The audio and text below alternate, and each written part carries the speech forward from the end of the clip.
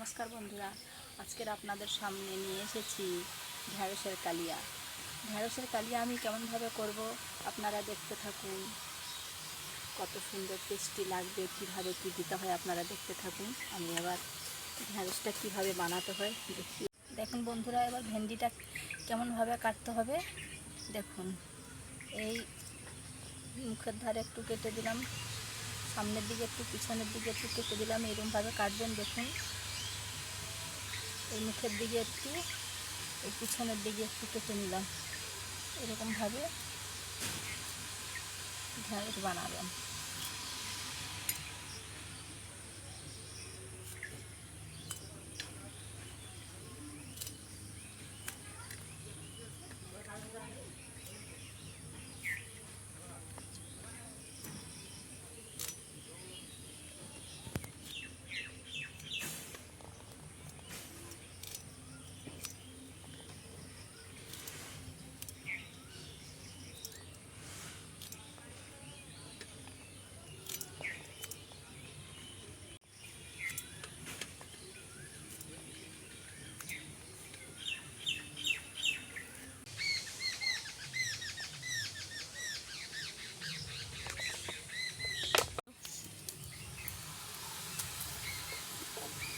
বন্ধুরা, এবার সর্ষে তেল দিয়ে দিলাম।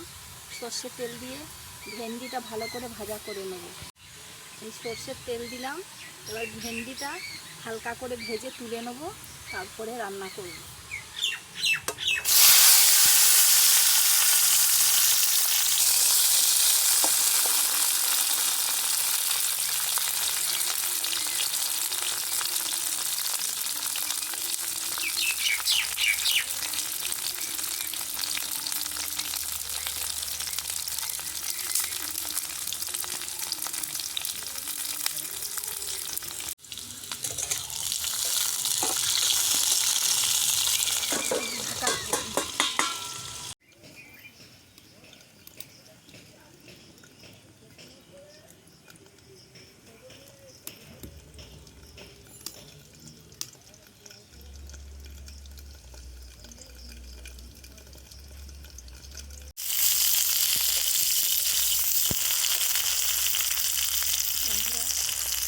বন্ধুরা, এই লবণ দিয়ে দেবো আমি খানিকটা।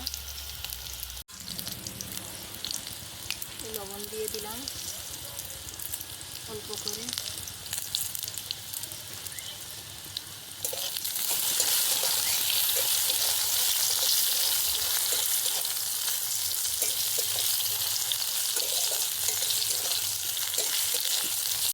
এবার অল্প করে ভেজে ভাজা হয়ে গেছে বন্ধুরা, এবার নামিয়ে নেব।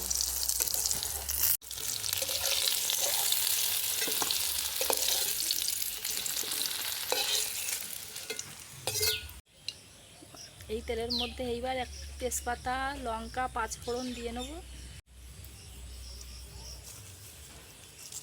এই তেজপাতা দিয়ে দিলাম, এই লঙ্কা দিয়ে দিলাম।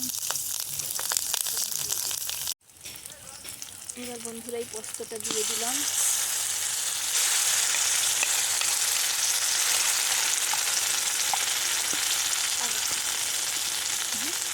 এই আদা বন্ধুরা, আদা দিচ্ছি।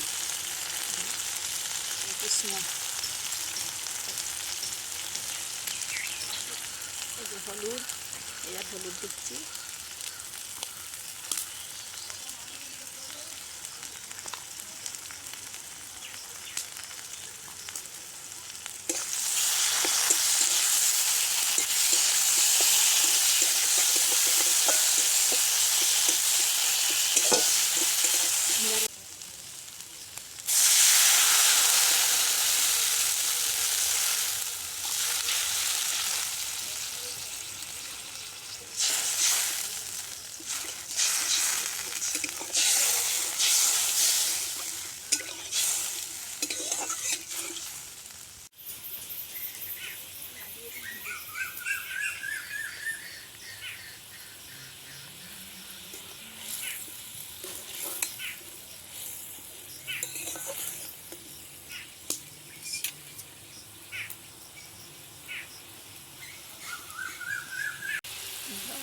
এইবার এই ভেন্ডিটা এখানে লাগিয়ে দেব।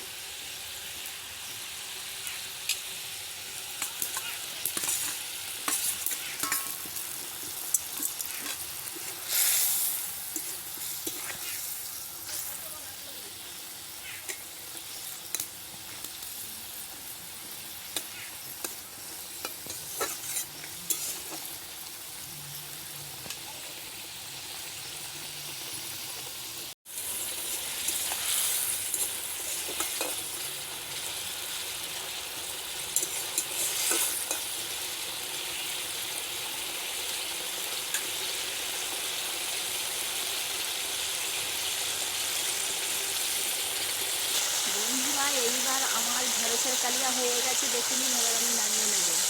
নামিয়ে নিচ্ছি, হয়ে গেছে, কি সুন্দর মাখা মাখা হয়ে গেছে, দেখতে থাকুন। এবার এইটা এবার গরম ভাতে। বন্ধুরা, এইবার দেখুন আমার ভেন্ডির কালিয়া হয়ে গেছে। এইবার এই ভেন্ডির কালিয়া গরম ভাতেও খেতে পারো, রুটি দিয়েও খেতে পারো। এত টেস্টি, না খেলে আপনারা বুঝতে পারবেন না।